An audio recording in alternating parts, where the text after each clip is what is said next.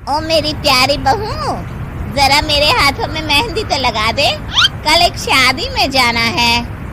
अभी आई माँ जी। माया गिरजा के हाथों में बहुत सुंदर मेहंदी लगा देती है। मैं वारी जावा, ऐसी गुणवान बहू मिली है मुझे। अरे मुझे भी तो इतनी प्यारी सास मिली है। दोनों हंसने लगती हैं। ये बात उनकी पड़ोसन कमला सुन लेती है। बढ़िया ही गुणवान बहू और प्यारी सास, सब नाटक है नाटक। कमला स्वभाव से बहुत तेज होती है। उसकी अपनी बहू से बिल्कुल नहीं बनती, इसीलिए वो गिरजा से जलती है। अगले दिन मंदिर में, अरे गिरजा बहन, आज शाम मंदिर में कीर्तन का प्रोग्राम है, आप आएंगी ना?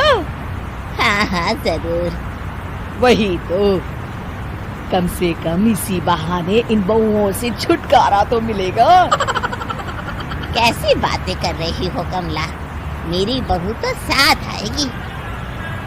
अरे माया कितने अच्छे भजन गाती है, तुमने नहीं सुना? हाँ हाँ, ठीक ही गाती है। मैं तो रोज शाम को माया से भजन सुन के ही सोती हूँ। हाँ हाँ, अब मैं चलती हूँ, मुझे देर हो रही है। शाम को मंदिर में, वाह माया बिटिया, आज तुम्हारा भजन सुन के तो मन खुश हो गया। धन्यवाद पंडित जी। माँ जी चाहती थी कि मैं आऊँ, इसीलिए मुझे आज यहाँ गाने का मौका मिला। भाई धन्य हो गिरजा, इतनी प्यारी बहू मिली है तुम्हें। सो तो है पंडित जी। कमला दूर खड़ी सब सुन रही होती है। इनका प्यार तो अब मैं निकालती हूँ। अगले दिन कमला छत से माया को आवाज लगाती है। अरे माया, जी बुआ जी। जरा इधर तो आना, कुछ बताना है। अभी आई बुआ जी। क्या हुआ? माया कमला के पास जाती है। पता है, कल सुबह गिरजा मंदिर में कह रही थी कि उसकी किस्मत फूट गई जो उसे तेरे जैसी बहू मिली। अच्छा बुआ जी, किसी बात पर गुस्से में कह दिया होगा। आप तो जानती हैं माँ जी मुझे कितना प्यार करती हैं। अरे वो चाहती ही नहीं थी कि तू मंदिर में आए, वो तो मेरे बहुत कहने पर तुझे लेकर आई। दरअसल बुआ जी, घर पर बहुत काम रहता है ना, इसलिए माँ जी ने सोचा होगा मैं थक जाऊंगी। देखिए ना, कल हम मंदिर से देर रात घर आए तो उन्होंने कोई काम मुझे अकेले नहीं करने दिया। खाना उन्होंने खुद बनाया। अरे ये कलमुही तो अपनी सास की बुराई करने को तैयार ही नहीं।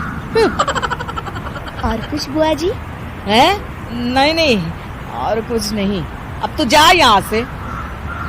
अगले दिन मंदिर में, अरे ओ गिरजा, कल तेरी बहू आई थी मेरे पास।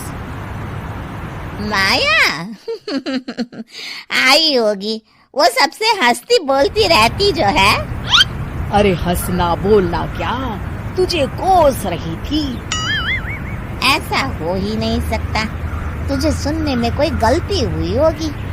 कसम से गिरजा, वो कह रही थी मुझे तो मेरी सास ने नौकर समझ लिया है। दिन भर घर का काम करती रहती हूँ मैं, और मेरी सास आराम करती है। अरे ज्यादा काम से थक गई होगी तो गुस्से में कह दिया होगा। वैसे भी काम तो वो करती ही है। मुझे आराम की आदत उसी ने लगाई है। हाँ। जो भी हो, थोड़ी नकेल कस ले, बाद में ये बहुएं सास को घर से ही निकाल देती है। कैसी बातें करती हैं कमला, मैं तो कहूँगी तू अपनी बहू के साथ प्यार से रहा कर, इधर उधर की बातों में ज्यादा ध्यान मत दिया कर। बड़ी आई मुझे सिखाने, मैंने तो तेरी भलाई के लिए कहा था, नहीं सुनना तो जा यहाँ से। अगले दिन, क्या हुआ माँ जी? कमला बुआ जी क्या कह रही थी? तू तो जानती है कमला और उसकी बातें। हाँ हाँ, बड़ी परेशान है हमारा प्यार देखकर। अरे ना समझ है वो। दोनों खिलखिलाने लगती हैं। शाम को कमला मंदिर के कोने में अकेली बैठी होती है। क्या हुआ कमला बेटी? पंडित जी, मैं बहुत परेशान हूँ। मेरी बहू मुझे प्यार नहीं करती। वही गिरजा की बहू उस पर जान छिड़कती है। ये तो अपनी अपनी करनी है बेटा। गिरजा की बहू ही नहीं, गिरजा खुद भी तो अपनी बहू को जान से ज्यादा चाहती है ना। सो तो है। बस बिटिया, इसी में सारा भेद छुपा है। प्यार दो तो प्यार मिलेगा ही। और कभी आपस में मन मुटाव हो भी जाए तो उस बात को भुला दो। गलतियां तो हम सबसे होती हैं, आखिर हम सब इंसान ही है ना। ये तो आप सही कह रहे हैं पंडित जी। अब जाओ और दूसरों की बगिया में आग लगाने की जगह अपने बगीचे के पौधों को सींचो। जी पंडित जी।